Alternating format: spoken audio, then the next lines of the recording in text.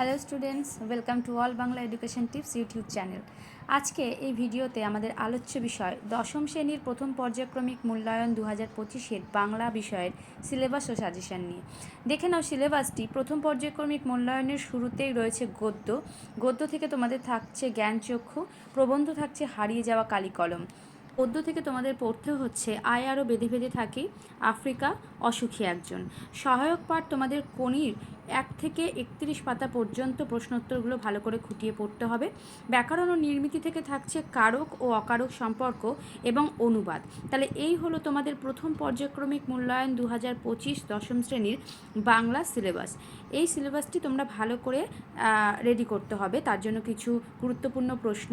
আশাপূর্ণা দেবীর রচিত জ্ঞানচক্ষু গল্পটি থেকে যে প্রশ্নগুলি খুবই গুরুত্বপূর্ণ সেগুলি হলো: প্রথম প্রশ্ন, নতুন মেশোকে দেখে জ্ঞানচক্ষু খুলে গেল তপনের। জ্ঞানচক্ষু বলতে কী বোঝো, তা কিভাবে তপনের খুলে গিয়েছিল? 2 নম্বর প্রশ্ন, এই দুঃখের মুহূর্তে গভীর সংকল্প করে তপন। দুঃখের মুহূর্তটি কী, তা তপন কী সংকল্প করেছিল?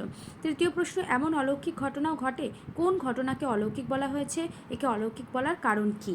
4 নম্বর প্রশ্ন, রত্নের মূল্য জহুরির কাছে। রত্ন ও জহুরি বলতে কী বোঝানো হয়েছে? উদ্ধৃত উক্তিটির তাৎপর্য বুঝিয়ে দাও। এই 4টি প্রশ্ন আশাপূর্ণা দেবী রচিত জ্ঞানচক্ষু গল্প থেকে তোমরা মান 5 এবং 3 পড়ে যাবে। পরে দেখে নাও, অসুখী একজন কবিতা থেকে থাকছে সেই মেয়েটির মৃত্যু হলো না। কোন মেয়েটির, কেন মৃত্যু হলো না? 2 নম্বর প্রশ্ন, শান্ত হলুদ দেবতাদের শান্ত হলুদ বলা হয়েছে কেন? তাদের পরিণতি কি হয়েছিল?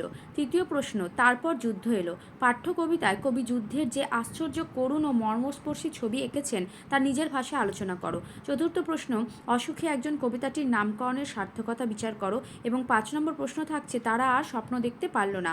উদ্ধৃতাংশটির তাৎপর্য বিশ্লেষণ করো। এই প্রশ্নগুলো তোমরা মান 5 এবং 3 জন্য রেডি করবে। আয় আরও বেঁধে বেঁধে থাকি শঙ্খ ঘোষ রচিত কবিতাটি থেকে তোমাদের পড়তে হচ্ছে প্রথম প্রশ্ন, আমরাও তবে এইভাবে এ মুহূর্তে মরে যাব নাকি?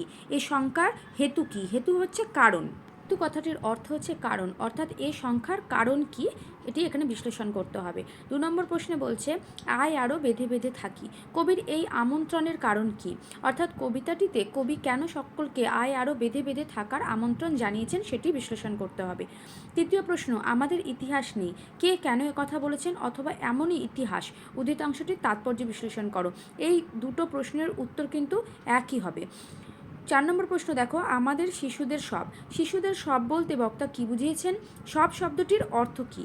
এবং পঞ্চম প্রশ্ন যেটি রয়েছে, আমরা ভিখারি 12 মাস, আমরা বলতে কাদের কথা বোঝানো হয়েছে? তারা নিজেদের সর্বদাই ভিখারি বলে মনে করেছেন কেন?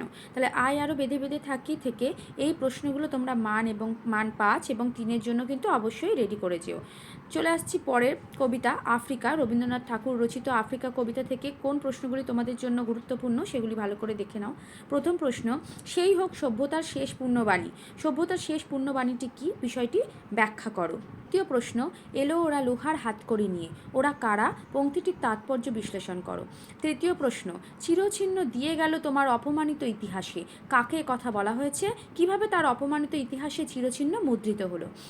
4 নম্বর প্রশ্ন দেখে নাও, দাঁড়াও ওই মানহারা মানবীর দ্বারে, কাকে দাঁড়াতে বলা হচ্ছে? মানহারা মানবী সম্বোধনের কারণ কি? পঞ্চম প্রশ্ন, হায় ছায়াবৃতা কে, তাকে ছায়াবৃতা বলার কারণ কি? তাহলে রবীন্দ্রনাথ ঠাকুর রচিত আফ্রিকা কবিতাটি থেকে এক্ষেত্রেও তোমাদের মান 5 এবং 3 জন্য প্রশ্নগুলি রেডি করতে হবে। পরের প্রবন্ধ থেকে থাকছে প্রবন্ধ হারিয়ে যাওয়া কালিকলম থেকে এই প্রশ্নগুলি দেখে নাও।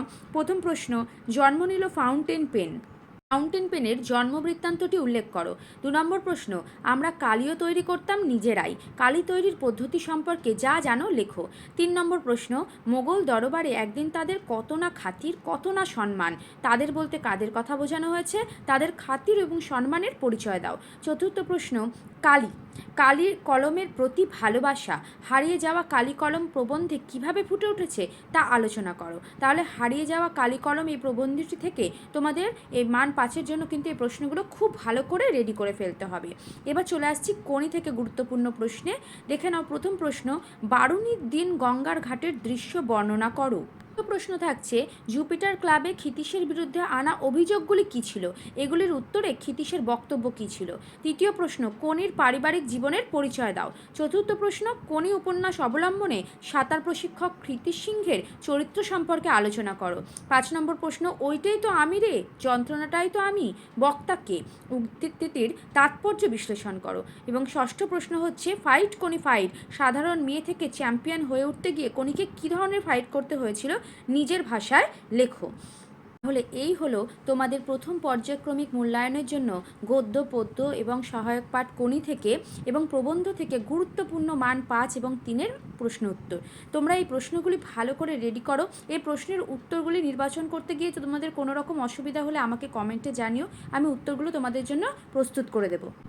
And thank you so much for watching my ভিডিওটি ভালো লেগে থাকলে অবশ্যই লাইক করো, বন্ধুদের মধ্যে অনেক অনেক শেয়ার করে দাও এবং চ্যানেলে নতুন হয়ে থাকলে অবশ্যই চ্যানেলটিকে সাবস্ক্রাইব করে পাশে থাকা বেল আইকনটি প্রেস করে দাও যাতে সমস্ত রকম নোটিফিকেশন সবার আগে তোমাদের কাছে পৌঁছে যায়। Thank you.